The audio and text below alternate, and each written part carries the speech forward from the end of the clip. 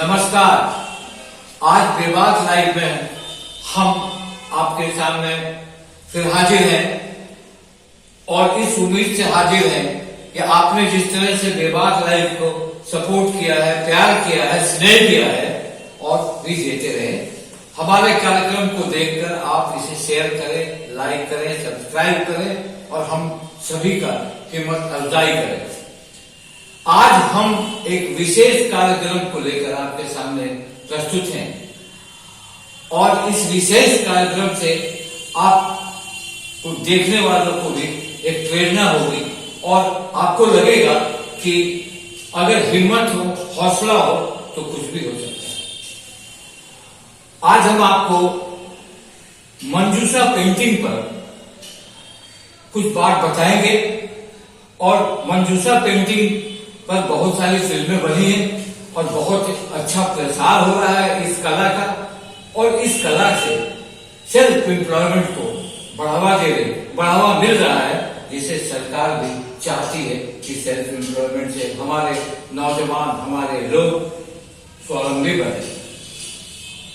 तो आज हमारे स्टूडियो में 3 ऐसे मेहमान हैं जो मंजूषा कला को बढ़ाने में दिन रात एक किए हुए हैं और इनके साथ भी बहुत लोग हैं जो इस कला में जुड़ चुके हैं। हम आज इस कला में बात करेंगे इस पर कि इसकी कहानी आप लोगों को बहुत लोगों ने सुनाई है। इसका ऐतिहासिक, धार्मिक पक्ष सारा चीज आप लोग जानते हैं और देश दुनिया के अखबारों में भी काफी जगह मिली इसको और हम लोगों ने भी, मैंने भी खुद इसकी एक फिल्म बनाई थी live history India digital network के साथ, जो काफी प्रसारित हुआ, काफी दूर तक गया। 86 कंट्री में इसको हम लोगों ने फैलाया। आज हम इस बेबाक लाइव के साथ हाजिर हैं। मेरे सामने बैठे हैं मंजूषा कला के जनक और मंजूषा गुरु मनोज कुमार पंडित, ऐसे इनको मनोज पंडित के नाम से जानते हैं। दाहिने उसके बगल में बैठे हैं कौशल किशोर, जो ऑफ एंगल प्राइवेट लिमिटेड से जुड़े हैं और समाज में नारी शक्तिकरण पर और संस्कृति पर इनकी अच्छी पकड़ है और इनकी इच्छा है कि आत्मनिर्भर भारत बने, 100% शुद्ध उत्पादन हो और देशी और स्वदेशी उत्पादन हो। उत्पादकों में मंजूषा को इन्होंने भी बहुत गंभीरता से लिया है और भागलपुर में आकर लोगों से मिलते हैं और इसकी जानकारी लेते हैं। मेरे ठीक बगल में बैठी हैं अंजना कुमारी, जो मंजूषा कला को एक महान कला मानती है, शुरुआती दौर से जुड़ी है और इनका ये कहना था कि शुरू में लोग हमें पागल समझते थे कि मैं कैसे, ये क्या मैं कर रही हूँ। आज एक मेरा व्यवसाय भी हो गया और लोगों के बीच एक कमाने का जरिया भी हो गया। तो ये था इन तीनों का परिचय। आप तीनों का मेरे स्टूडियो में स्वागत है और हमारी कामना है कि आपका ये संघर्ष, आपका ये रूप आगे बढ़े और मधुबनी पेंटिंग जो देश दुनिया में जाना जाता है उससे आप आगे बढ़े, हमेशा आगे बढ़ने की प्रवृत्ति होती है। तो चलिए हम शुरू करते हैं इस कार्यक्रम का वो पक्ष कि कैसे स्वावलंबी आप होंगे और कैसे सेल्फ एम्प्लॉयमेंट को आपने बढ़ावा दिया है और इसमें आपको समाज से, सरकार से कैसे मदद मिल रही। मनोज जी, मंजूषा पेंटिंग को मैंने इन दिनों देखा। पहले तो मैं दीवारों पर देखता था, सरकारी ऑफिस में इनकी कलाकृति बनी थी तो मैं प्रभावित हुआ था, मगर अब मैं देखता हूं कि भागलपुर जो शिल्प नगरी माना जाता है, कपड़ों पर और भी चीजों पर, जैसे मट्टी पर आपने काम शुरू किया। मट्टी का काम मुझे बहुत प्रभावित किया है, इसलिए कि उससे कुम्हार जाट के लोग जो बहुत दिनों से अपने चाक को बंद कर दिए थे, वो भी चलना शुरू हुआ है। तो आप बताएं कि इसको आप कैसे बढ़ा रहे हैं। नमस्कार। मंजूषा कला विलुप्त सी लोक कला थी। मेरी माता श्रद्धेय चक्रवर्ती देवी का आदेश हुआ कि इस कला को जिंदा रखने के लिए कुछ प्रयास किया जाए और नए आने वाले जनरेशन को भी हम अपनी कला संस्कृति के बारे में बताएं, और ये जिम्मा हमको मिल गया। फिर जब मैं आगे बढ़ा तो हमें लगा कि कोई कला तभी जीवित रहेगा जब कलाकार जीवित रहेंगे, और कलाकार को जिंदा रखने के लिए जीविकोपार्जन से जोड़ना अति आवश्यक है। फिर मैंने इस डिजाइन पे काम करना शुरू किया। यहाँ के मठाधीशों ने काफी विरोध किया, क्योंकि ये पूजने वाला चीज है, ये पूजा पाठ का चीज है, तो इसको आप व्यापार में क्यों लाना चाहते हैं। लोगों को समझाने का प्रयास किया।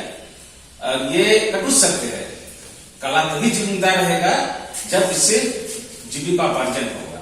तो मैंने इसका मोटिव्स को लिया, सिर्फ डिजाइन को। ये अंग की लोक पर्व बिहुला विषयी पर आधारित लोक कला पारंपरिक कला है, लेकिन हम उस परंपरा से छेड़छाड़ न करते हुए जो इसका 3 कलर है, हरा, गुलाबी, पीला, जो प्रेम, समृद्धि, विकास का प्रतीक माना जाता है, जो अंग प्रदेश को समृद्ध बनाने का ये रंग एक प्रतीक चिन्ह है।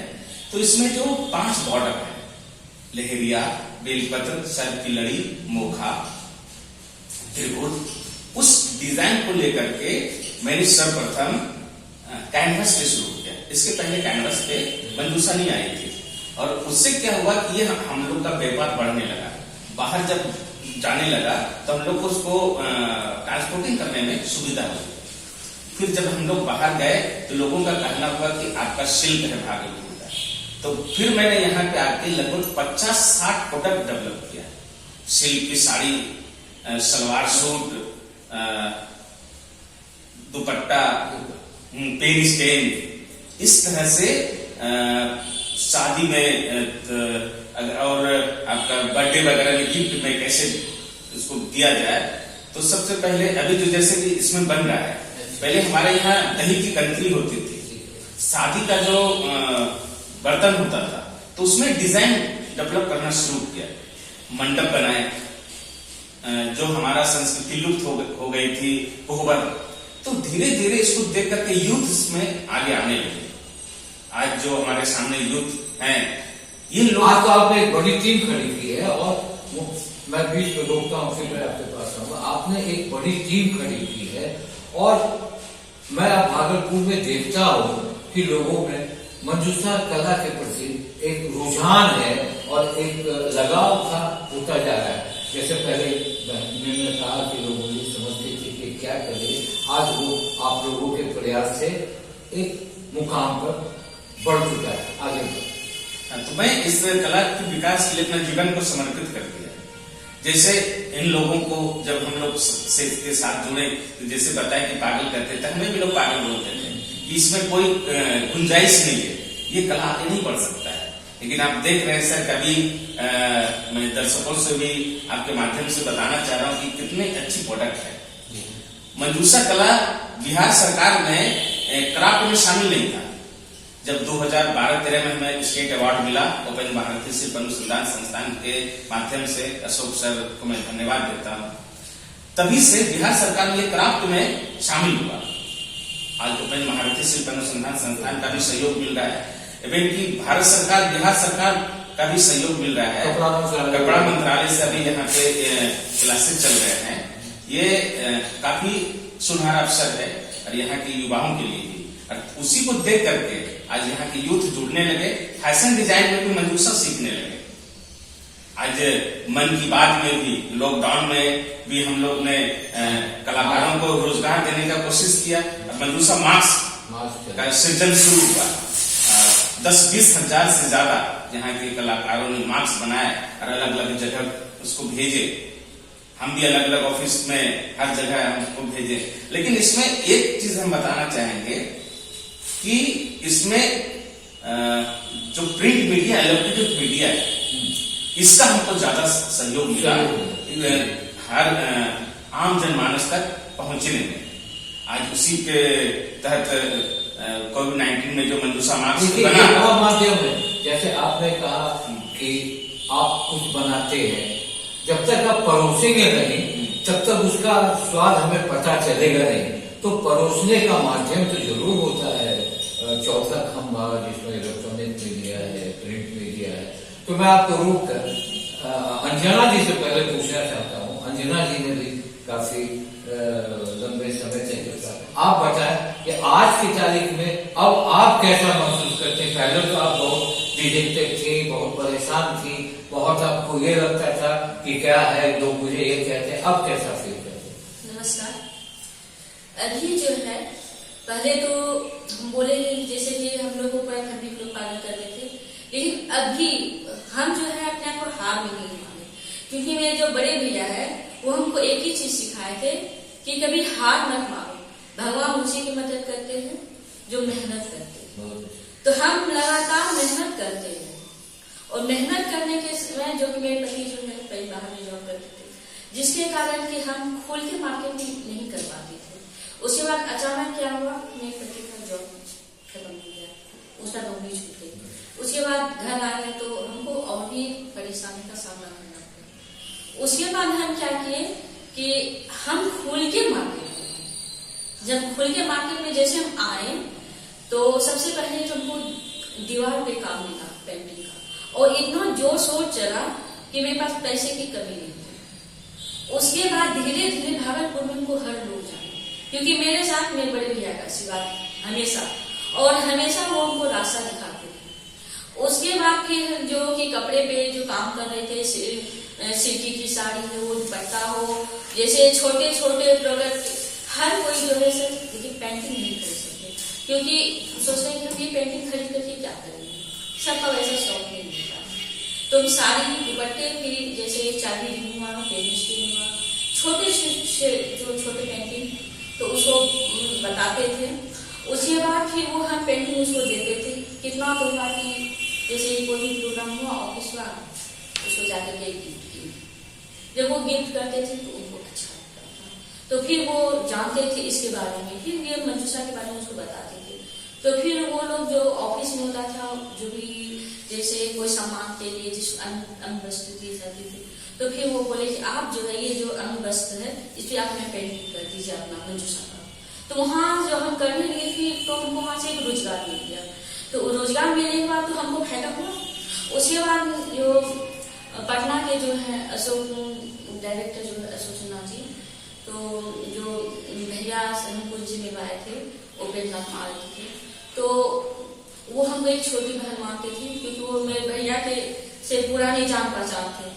तो उसी बार वो जो है मैं इतना सपोर्ट किए कि वो एक पहले हमको पटना में ज्ञान भवन है उसमें हमको स्टोर की 15 स्टोर। देखिए अभी आप कहाँ खड़े हैं? अब पहले अभी की स्थिति में जब आपके पास तमाम प्रोडक्ट आ गए हैं आप लोगों के प्रयास से, और मैं ये मानता हूँ, मैं नाम लेकर कहता हूँ कि उपेंद्र महारथी ने आप लोग को बहुत बल दिया है, और खासकर अशोक सिन्हा ऐसे पदाधिकारी जो है, जो मंजूषा का मुझसे भी बड़े अच्छे संबंध है, मुझसे भी जब भी मुलाकात हुई तब अशोक जी की चर्चा होती थी कि वह मंजूषा का क्या है, आप तो जाते हैं सर वहाँ कैसा लगता है। यानी ये जब तक आपको किसी का सपोर्ट नहीं मिलेगा आप कुछ नहीं कर सकते। अब आप बताइए अभी तो हमसे इंटरनेशनल ट्रेड फेयर हम वहाँ जाते हैं, वहाँ को हर साल स्टॉल दिया जाता है।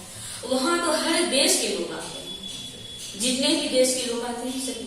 पहले तो क्या है कि वो मंजूषा कभी वो देखे ही नहीं थे, तो वो मेरे स्टॉल पे कम आते थे, लेकिन जब वहाँ जो उधर से जो लोग गुजरते थे हम उसको बुलाते थे, और बुलाने के बाद उसको जो है बताते थे ये मंजूषा कला है, तो बोलते थे ये तो मधुबनी कला लग रहा है। तो मधुबनी और मंजूषा में उसको पहले अंतर बताते थे, मधुबनी और मंजूषा में क्या फर्क है। उसके बाद हम उसको कलर का फर्क, हाँ कलर का फर्क, क्योंकि हमारी मंजूषा में सिर्फ 3 ही कलर होते हैं, मधुबनी कला में जो सारे कलर होते हैं। कि बीच में आपने भी एक बार किसी व्यक्ति को वो जो मंजूषा पेंटिंग में कलर का प्रॉब्लम हुआ था, आपने भी उसको रोका था कि ये कलर में मंजूषा नहीं होता। तो मंजूषा और मधुबनी का उनको पहले अंतर बताया, उनके बाद वो लेना चाहे हमारे पेंटिंग को या नहीं लेना चाहे तो उससे हमको कोई दिक्कत नहीं था, लेकिन हम अपना जो मंजूषा का जो कहानी है हम सभी को सुनाते थे, और जब हम उनको कहानी सुनाते थे उनको बहुत ही अच्छा लगता था। उसके बाद तो वो मैं कुछ न कुछ वो खरीद ही लेती थी। इसी तरह से दिन भर हम जो है कहानी सुनाते रहते थे और सभी लोग जो है मैं सब कुछ खरीद, इतना कि मैं वहाँ का सारा प्रोडक्ट खत्म हो गया। चलिए हम यहाँ से इस लेकर के गए बहाने अपने थे। कहानी और उसके बाद सुनाया। वहाँ जो है इतने बिजनेसमैन आते हैं कि वो लोग देखें तो उसके बाद ऑर्डर हमको वहीं से लेना शुरू हो जाए। अब मैं जरा कौशल जी की तरफ बढ़ूं। कौशल किशोर जी, आपका एक बहुत ही अच्छा नारा है जो आज की तरह में सरकार का भी नारा है, चाहे वो सही रूप में हो या न हो, कि स्वदेशी उत्पादन। हाँ। और दूसरा यह है कि नारियों का सशक्तिकरण।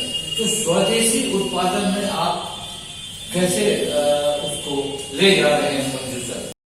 सबसे पहली बात यह है सर कि आप जब कुछ करते हैं तो सबसे बड़ी बात है आत्मशांति की बात आती है, सेल्फ सेटिस्फैक्शन की। सेल्फ सेटिस्फैक्शन की परिभाषा क्या होती है? एक मिनट रोको। सेटिस्फैक्शन की परिभाषा क्या होती है? तो हम लोगों ने एक खासकर एक कंपनी जो बनाई है, इसका मोटिव यही है कि हम जो भी काम करें वो समाज के भले के लिए हो, समाज में रोजगार का सृजन है। जो प्रोडक्ट हम लोग उत्पाद जो हम लोग आज कर रहे हैं वो शुद्ध 100% ऑर्गेनिक प्रोडक्ट हो, हमारे ऑर्गेनिक प्रोडक्ट जो आसानी से डिकम्पोज भी हो जाए। लेकिन आप इन सारे प्रोडक्ट्स तो ऑलरेडी पहले भी थे समाज में, तो लेकिन आप इसको क्या नए तरीके से समाज में लाते हैं? तो हम लोगों ने एक पहले रिसर्च किया कि आखिर क्या हमारा प्रोडक्ट क्या होना चाहिए समाज के लिए जो आपके स्वास्थ्य के लिए भी सही हो और लोग उन चीजों प्रोडक्ट को यूज कर पाए। तो हम लोगों ने मिट्टी के बर्तन को देखा, तो ये हमारे क्या है कि हमारे शरीर के लिए भी बहुत, हमारे इम्यून सिस्टम के लिए बहुत, इनका न्यूट्रिशन वैल्यू 100% जो 0% लॉस होता है और ये आसानी से डिकम्पोज भी हो जाता है। फिर हम लोगों ने जूट के प्रोडक्ट को दिखाया जो 100% नेचुरल है। यहाँ बात आती है मैन्युफैक्चरिंग की। मैन्युफैक्चरिंग के लिए हम लोगों ने क्या किया कि लोगों को, हमारी सोसाइटी में जो औरतें थी, लड़कियां थी, इस लॉकडाउन के समय में सबसे बड़ा चैलेंजिंग था लोगों के लिए रोजगार का। आप ऐसा कुछ काम करें ताकि लोगों को रोजगार भी मिल जाए, आप अपने आर्ट से, कल्चर से जुड़े भी रहें और इन सारे चीजों को एक सामाजिक तौर पे फायदा मिले, सामाजिक तौर पे फायदा मिले। तो आप जब तक हम, जहां तक हम मंजूषा की बात कर रहे हैं, तो हमारी ये सांस्कृतिक धरोहर है हमारी। इससे एक आप जब इन चीजों को मैंने एक उठाया कि मैंने मनोज भाई जी से संपर्क किया और इनका एक मार्गदर्शन मिला हमें कि आप इन चीजों को इस तरह से करें तो आप समाज के सामने एक अच्छी प्रस्तुति कर सकते हैं। तो फिर हम लोग जब तक, और एक कला की बात ये भी होती है कि जब आप किसी भी प्रोडक्ट को डेली यूज के यूजेबल थिंग्स में आप कन्वर्ट नहीं करते हैं तो वो लोग समाज में जो हमारे लोग होते हैं वो रूबरू नहीं हो पाते। तो जो हमारा बेसिकली जितना भी प्रोडक्ट आप देख रहे हैं ये डेली यूजेस प्रोडक्ट है, वो हर रोज अपनी कला और संस्कृति से रूबरू होंगे। जैसे आप थाली सेट हमारे देखते हैं वो यूज करेंगे, तो कहीं ना कहीं वो हमारे प्रोडक्ट से रोज रूबरू हो रहे हैं। फिर हम लोगों ने यहाँ पर अगर स्किल डेवलपमेंट की बात हुई तो अब ये बनेगा कैसे, तो हम लोगों ने free of cost skill development का भी काम किया, लोगों को कैसे ये प्रोडक्ट बने वो सिखाना स्टार्ट किया। मंजूषा का जो हमारी कला है, जो हमारी समाज की औरतें हैं, लड़कियां हैं, वो हमारे सेंटर के अंदर आती हैं और फ्री ऑफ कॉस्ट आर्ट सीखती हैं, जिनके कोई चार्ज नहीं लिया जाता है और उसी सेंटर के अंदर उन्हें काम भी मिल जाता है हमारी कंपनी की तरफ से। तो एक और मैक्सिमम इसमें एक चीज आप मानते हैं कि जो जैसे आपने लोगों को स्वरोजगार के लिए आगे बढ़ाया है बहुत, तो क्या लगता है कि लोगों को कुछ फायदा हो रहा है, आमदनी हो रही है? बिल्कुल सर, अभी जस्ट दिवाली का समय था, तो दिवाली के समय में जो हमारे कुम्हार समाज के लोग थे उनके पास रोजगार का थोड़ा सा मुश्किलात थी। तो हम लोगों ने उन जगह पर विजिट किया देखा कि इन लोगों के लिए थोड़ी सी रोजगार की परेशानी हुई थी। तो हम लोगों ने क्या किया कि इलेक्ट्रिक चाक जो होते हैं वो हम लोगों ने उनको फ्री ऑफ कॉस्ट दिया। तो क्या हुआ कि उनका एक प्रोडक्शन कैपेसिटी जो है वो ज्यादा बढ़ गई। फिर हम लोगों ने उनको एक बल्क में ऑर्डर दिया कि आप इतने पीस मेरे लिए बनाइए। वो लगभग 50,000 प्लस पीस बनाए हमारे लिए। और क्योंकि मार्केट नया था, हम लोगों को भी पता नहीं था कि मार्केट क्या रहने वाले है, तो फिर 50,000 के मैंने उससे बल्क में ऑर्डर दिया। वो दिया हमारे सेंटर के अंदर आए। सेंटर के अंदर आने के बाद जो औरतें लड़कियां जो मैंने सिखा के उनको मंजूषा आर्ट सिखा हुआ था, उनको पूरी तरह से रोजगार मिल गया, क्योंकि उन दियों के ऊपर वो लोग मंजूषा आर्ट कर। और जब मैंने इनका मार्केटिंग किया, सोशल मीडिया मार्केटिंग के थ्रू, ऑनलाइन मार्केटिंग भी था, हमारा ऑफलाइन मार्केटिंग भी था, लोगों का बहुत ही अच्छा रिस्पांस मिला। बहुत अच्छा, बहुत अच्छा। आपका ये मनोज जी से पूछे, मनोज जी आप ये बताइए, तो पहले तो आप दीवार तक सीमित थे, दीवार से आप फिर कपड़ों पर आए, अब मट्टी के बर्तनों पर आए, ये कैसे आपके दिमाग में है, कैसे है?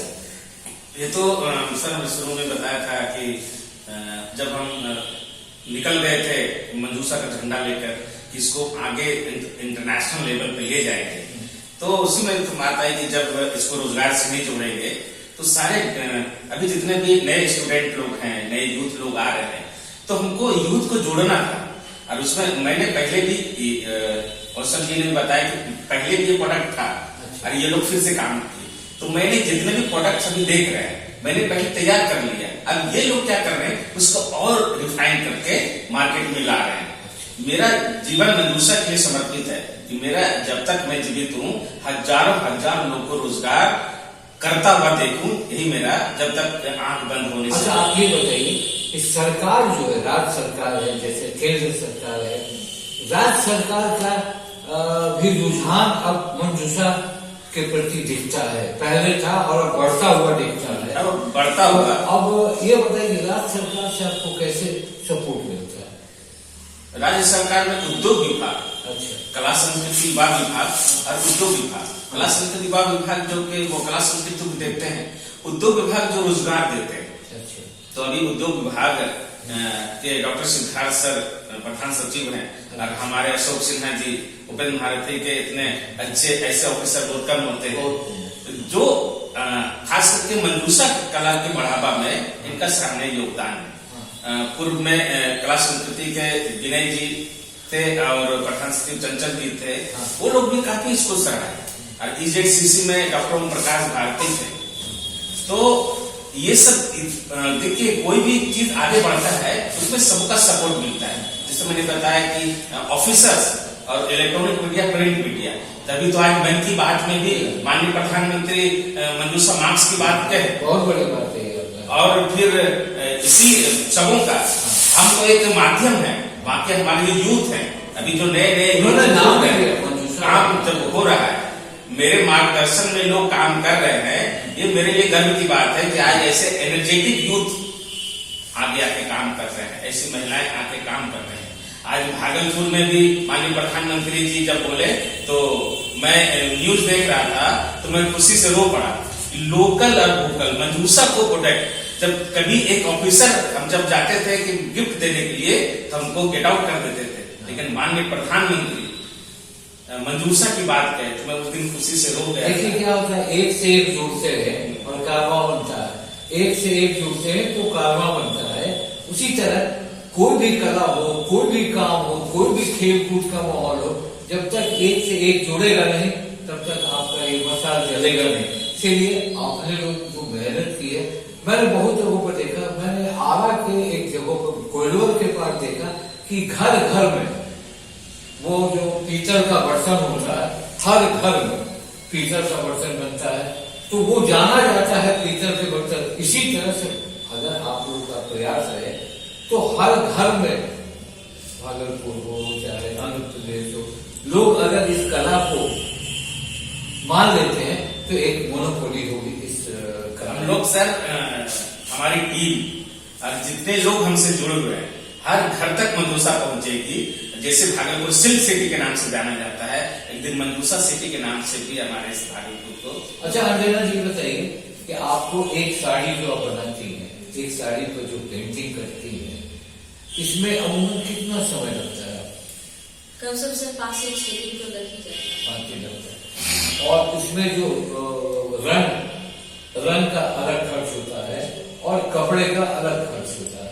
अगर कोई व्यक्ति आपको खाली कपड़ा देके रंग करता तो वो भी करते हैं जी सर। जैसे आप अपना साड़ी ले लीजिए और बोल दिए कि हाँ इसमें डिजाइन करना है तो उसे वो भी करते हैं। तो ये बड़ी अच्छी चर्चा हमारे आपके बीच हो रही है और मुझे भी बड़ा गर्व हो रहा है कि भाई हमारे, चूंकि अब मैं किसी आंध्र प्रदेश का ही हूँ तो मुझे लगता है कि नौजवान बूढ़े, मैंने एक बार देखा कि वो बूढ़ी औरत भी बैठ के कला करने, वो संग्रहालय में जो हमने शूटिंग की थी, तो एक माहौल बन गया है मंजूषा का। और इस माहौल में हर लोग को कमाने का जरिया बनाना चाहिए, हर लोग उससे कुछ न कुछ कमाए। जैसे आपने कहा कि लॉकडाउन में मास्क बना, किसी के मास्क अगर 50 रुपए में बिका तो एक मास्क तो किसी परिवार को 50 रुपए है तो 20 या 25 रुपए का फायदा हुआ। तो ये अच्छी बिजनेस पॉलिसी है। आप जिस तरह से कौशल जी आत्मनिर्भर भारत की बात करते हैं, देखिए नेताओं में और आप में फर्क। नेता आप ही काम कराते हैं।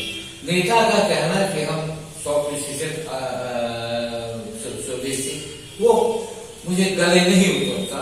मगर आप लोग जो काम करते हैं, जैसे आपने ठाना, आप नौजवान है और आपके पास अभी लंबी इनिंग खेल रही है, तो इसको मैं देख रहा हूं। मुझे एक वाकया याद आ गया। मुझे ये नहीं देखा था, मैंने ये सब देखा था। कुम्हार का जो क्या कहते हैं, चाक, हाँ चाक, वो चाक रुक गया। वहां काम होता है, प्लास्टिक के गिलास है तो प्लास्टिक का थर्मोकोल का ये है, तो उससे हमारे, तो मुझे एक बार याद है एक रेल मंत्री हुआ करते थे, मैं नाम नहीं बोल रहा, उन्होंने कहा कि रेलवे में कुल्हड़ का यूज करो।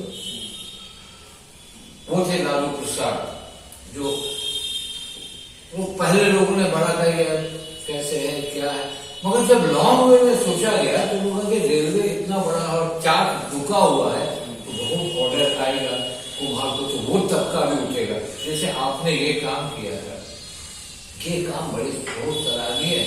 और अगर इसको आप मार्केट में ले जाएंगे तो किसी भी कीमत से छांटने और इसको ये करने का कोई गुंजाइश नहीं बनता है, क्योंकि बहुत ही नेट काम हुआ है। तो स्वदेशी का ये बड़ा उदाहरण है, ये भी उदाहरण है, वो भी उदाहरण है, सब स्वदेशी उदाहरण है। तो इसको आप ये बताएं कि और आपकी प्लानिंग क्या है इसके? ये तो हो गया मिट्टी का, और उसकी सर जैसा मेरा टैगलाइन है कंपनी का, dot of an idea, sir जैसे डॉट अभी जैसे एक लाइन बनाना जो बाकी है हमारा, तो हमारा काम यही है कि आप अगर आपके अंदर दृढ़ इच्छा शक्ति है और एक संकल्प है तो सारे काम आसान हो जाते हैं। और सही मार्गदर्शन होना एक बहुत ज्यादा जरूरी है।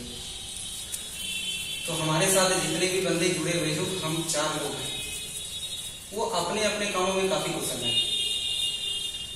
तो हम लोगों का एक ही है कि आप कितने खुश हैं ये तो मायने रखता है, आपसे कितने लोग ज्यादा खुश हैं वो सबसे ज्यादा मायने रखते हैं समाज में। तो हम लोगों ने एक मुस्कान बांटने की कोशिश की है समाज में। लोग जब औरतें आती हैं हमारे यहाँ सीखने के लिए तो उनके मन में भी बहुत सारे सवाल होते हैं, क्या हम जो जा रहे हैं वो हम वहां पर क्या फायदा मेरा। लोग आते हैं सबसे पहले तो वहां पर पूछते हैं कि हमारा कितना पैसा मिलेगा, कितने। अब हमारे वो आपके बहुत संदेश देना चाहेंगे आजकल के नौजवानों को, आजकल की महिलाओं को, घर में रह रही महिलाओं को जो बहुत पीड़ादायक स्थिति में रहते हैं आर्थिक मामले में, उसको सुधारने के लिए आपका क्या संदेश है? आपने क्या नया रोजगार, क्या नया ये बनाया? सबों को पहले नमस्कार, प्रणाम। और आज जो मंजूषा इतनी बड़ी जगह पे पहुंची है, इसमें आप सबों का योगदान है। और मैंने बोला प्रिंट मीडिया, इलेक्ट्रॉनिक मीडिया के साथ साथ तमाम उन नौजवान है। मैं सबसे ही कहूंगा कि मेरे सामने अंजना कुमारी बैठी हैं, जब से ये टेट फेयर में गई, उपेंद्र महारथी और उद्योग विभाग बिहार सरकार को गोल्ड मेडल मिलना शुरू हुआ। जी सर। और हमारे बीच ऐसे नौजवान हैं जो 3-4 साथी मिलकर फैशन डिजाइन से, एक कौशल जी हैं, और इनके साथ पवन कुमार सागर जी हैं, मंजूषा के धुरंधर, और 2 मार्केटिंग के धुरंधर लोग हैं। तो ऐसे सब मिलके काम शुरू हो रहा है। तो मैंने सबको ये कहना, अपने जो इस चैनल के माध्यम से कहना चाहता हूँ कि अगर लोग सोच ले जीवन में कि हमको कुछ करना है, तो हमें नहीं लगता है कि कोई ज्यादा कठिन, जब आप निकल पड़ेंगे सभी कुछ आसान है। मैं भी जब निकला था तो लोग झोला छाप, पागल और क्या क्या नहीं हमको कहा गया था। और मैं मंजूषा शुरू किया था 1992 से, उसमें बोले कि ये हम लोग के अंगिका में भाषा में कहावत है निठल्ले, बोले कि एक कभी दिहे न होते ऐसनो शाम बिच्छू बनाए चाहे निठल्ले रहते। लेकिन मैंने दृढ़ संकल्पित होकर काम किया अपनी कला संस्कृति को बढ़ाने के लिए। आप लोग का आशीर्वाद से कि सूरज हूँ जिंदगी की, चमक छोड़ जाऊंगा, मैं डूब भी गया तो सबक छोड़ जाऊंगा।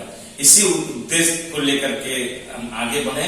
हम सबसे ये कहना चाहते हैं कि अगर आप चाहेंगे तो आपके लिए सभी रास्ता आसान है। और जो माता मेरे बहनें हैं जो दुखी हैं, उनसे आप मंजूषा का हाथ पकड़िए, कला संस्कृति का हाथ पकड़िए, आप हमेशा खुश रहेंगे। अपनी संस्कृति को जिंदा रखिए, वो भी जिंदा रहेंगे, आप भी जिंदा रहेंगे, सभी खुशहाल रहेंगे। और तमाम हमारे प्रदेश और पूरे भारतवर्ष के जितने भी एक्सपोर्टर्स हैं जो अपने सामान को बाहर देशों में बेचते हैं, उनसे भी नम्र निवेदन है कि हमारे बिहार की ये कला संस्कृति और ये लोक कला को अपने माध्यम से इसकी विकास करें, इस कला के इस मंजूषा के कलाकारों का भी विकास करें। आप उनसे जुड़े। अभिषेक रंजन जी अभी दिल्ली में रहते हैं और ये बहुत सारा काम करते हैं, शिल्प पर भी शुरू कर रहे हैं और इसके अलावा एक्सपोर्ट पर भी ऑनलाइन का भी काम ये शुरू करेंगे। और बेसिकली ये सॉफ्टवेयर इंजीनियर, सॉफ्टवेयर का काम करते हैं। बड़े बड़े कंपनियों में इन्होंने काम किया, क्योंकि सौभाग्य से कहिए या आप कहिए हम धरती के पुत्र हैं, तो उन्हें इच्छा हुई मंजूषा। आप अभिषेक जी आप ये बताएं कि मंजूषा कला को अगर बढ़ाने की बात हो तो आप इसमें किस तरह से इस पर काम करना चाहिए? हाँ, बेसिकली अभी जो मैंने अपना काम स्टार्ट किया, एक लेक्चर है, उसमें सिल्क का है, जैसे सिल्क की साड़ियां हुई, सिल्क के कुर्ते हुए, सलवार सूट हुआ। तो इसमें हमारा बेस रहेगा कि सबसे पहले जैसे सिल्क की साड़ी में हम मंजूषा इम्प्लीमेंट करेंगे, कुर्तों में करेंगे, सलवार सूट हुआ, इन सब में जो है हम धीरे धीरे करके जो है एक बेस डिजाइन से स्टार्ट करेंगे और मंजूषा को जो है इसमें उतारेंगे। और बेस हमारा यही सबसे बड़ा ये है कि मंजूषा को हमारे जो सारे प्रोडक्ट है उसमें धीरे धीरे करके उतारना और उसको जो है लोगों की पहुंच तक पहुंचाना। और तो आपको मंजूषा कला से, चूंकि आप जानने वाले यही के हैं और मंजूषा कला के प्रति आपकी जानकारी मिले, तो हम लोग ये कामना करेंगे कि आप मंजूषा कला को बढ़ाने में जो भी आपको ये हो, आपके सामने लोग बैठे हैं, आप बात करके आपको जो करना है उसको बढ़ाने का काम हो। बस इसी के साथ आपके भविष्य की उज्जवल कामना करता हूँ और मैं चाहता हूँ इसी तरह के नौजवान लोग जुड़े और एक क्रांति बना। बिना क्रांति के कहीं कोई चीज नहीं मिलती। लगातार कोशिश करेंगे, जब भी आपको लगे मेरी आवश्यकता, मेरे इस माध्यम की आवश्यकता, आप सादर आमंत्रित है और सादर आपका अधिकार बनता है और आप लोग तीनों आए, इसके लिए बहुत धन्यवाद, बधाई। और मैं कामना करता हूँ कि और भी आगे आप बढ़े। इसी के साथ ये बात मैं समाप्त करता हूँ और मैं अपने दर्शकों से आग्रह करता हूँ, निवेदन करता हूँ कि मंजूषा कला को बहुत ध्यान से देखें, शेयर करें, लाइक करें, कमेंट करें। अगर किसी को जुड़ने की इच्छा हो तो मेरे बॉक्स में भी कमेंट करें और मैं उसको मंजूषा के लोगों तक पहुंचा देने का काम करूंगा। नमस्कार, धन्यवाद, प्रणाम। दीपक सर को कोटि कोटि धन्यवाद जो सिर्फ मंजूषा नहीं और भी कला संस्कृति के विकास के लिए लगे रहे।